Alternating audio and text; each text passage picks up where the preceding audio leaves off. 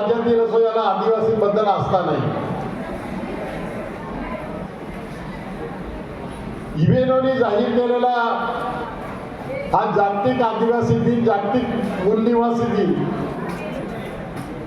हा भारतामध्ये सुद्धा ज्या पद्धतीनं संपूर्ण जगामध्ये साजरा केला जातो त्याच पद्धतीनं भारतामध्ये सुद्धा साजरा केला पाहिजे. आणि शासनाच्या माध्यमातून सुद्धा असे कार्यक्रम घेतले गेले पाहिजे. परत टिकून राहू नये, तुमच्या अस्मितेची जाण लोकांना होऊ नये, त्याचा विसर पडावा, याच्यासाठी शासनाला हे जागतिक आदिवासी दिनाचा विसर पडलेला आहे. आणि हेतू पुरस्सर आजच्याच दिवशी दुसरा कार्यक्रम राज्यस्तरावरचा नागपूरला घेण्यात येत आहे. त्याच्यामध्ये जागतिक आदिवासी दिनाचा कुठल्या प्रकारचा उल्लेख नाही. जागतिक आदिवासी दिवस हा आपली आदिवासीची अस्मिता आणि आदिवासींचं अस्तित्व टिकून ठेवण्यासाठी, त्यांची संस्कृती टिकून ठेवण्यासाठी आंतरराष्ट्रीय स्तरावर जाहीर झाला. परंतु त्याची किंमत आपल्या देशातील लोकांना नाही, हे आपण प्रकर्षाने या ठिकाणी जाणवायला लागतो.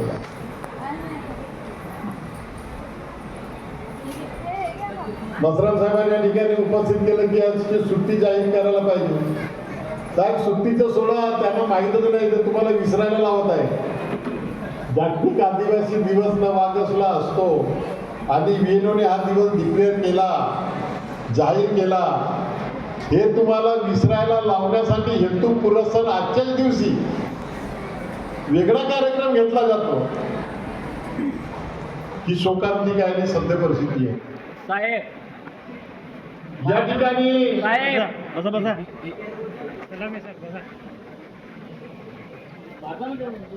आपण सगळे या ठिकाणी आलेला आहात.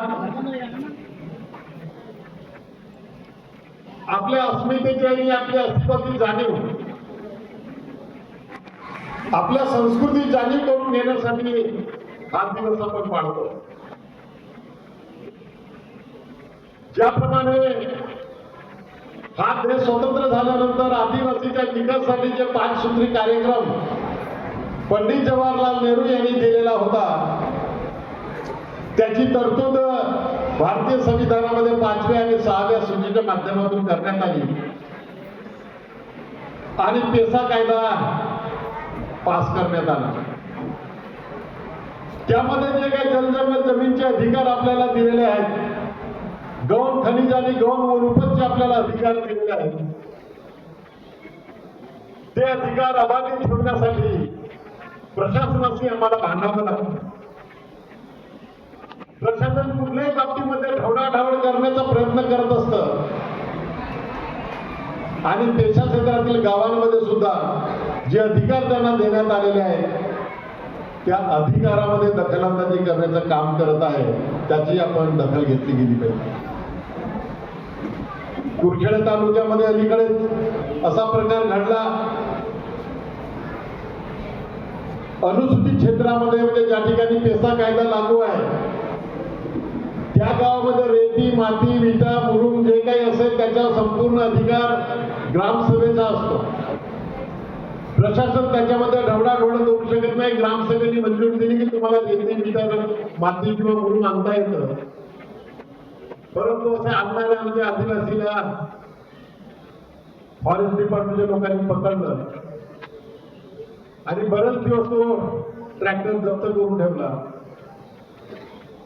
नंतर आम्ही एसटीओला सांगून ते सोडून घेण्याचं काम केलं. अशा पद्धतीनं अधिकार जरी असले तरी असे अधिकारामध्ये ढवळाढवळ करण्याचं काम शासनाच्या माध्यमातून होत असेल तर आजच्या दिवशी आपण त्याची दखल घेतली पाहिजे, जेणेकरून आपल्या अधिकाराची आठवण करून देण्यासाठी आणि आपले अधिकार कसे संरक्षित राहतील याचा विचार विनिमय करण्यासाठी आजचा दिवस आपण हे पाळत असतो. आपल्याला संवैधानिक अधिकार दिलेले आहेत, कोणती काही भीक दिली नाही. संविधानामध्ये तरतूद केलेली आहे. आदिवासींच्या संस्कृतीचं जतन व्हायला पाहिजे आणि त्यांच्या संस्कृतीमध्ये कोणी बाहेरच्यांनी ढवळाढवळ करू नये अशी तरतूद त्याच्यामध्ये जल जंगल जमीनचे अधिकार आपण सांगतो, परंतु खऱ्या अर्थाने जल जंगल जमीनचे अधिकार आमच्यापासून कधीपासून हिरावून घेतलेले आहेत. त्या आता या जिल्ह्यामध्ये विकासाचे कामं सुरू आहेत, कारखाने येऊ घातलेले आहेत, खाणीचं काम सुरू झालेलं आहे. पण हे सगळं करत असताना स्थानिक लोकांना कुठेही विश्वासात घेतलं जात नाही. शोकांतिका भूमी अधिग्रहण असेल किंवा नैसर्गिक संपत्तीचं या ठिकाणी ते घेऊन जाण्याचं असेल, त्याच्याबद्दल स्थानिकांची दखल घेतली जात नाही, आदिवासींची दखल घेतली जात नाही. त्यांना विस्थापित करण्याचं काम जर होत असेल तर आपण सहन करायला नको, या ठिकाणी सांगू इच्छितो.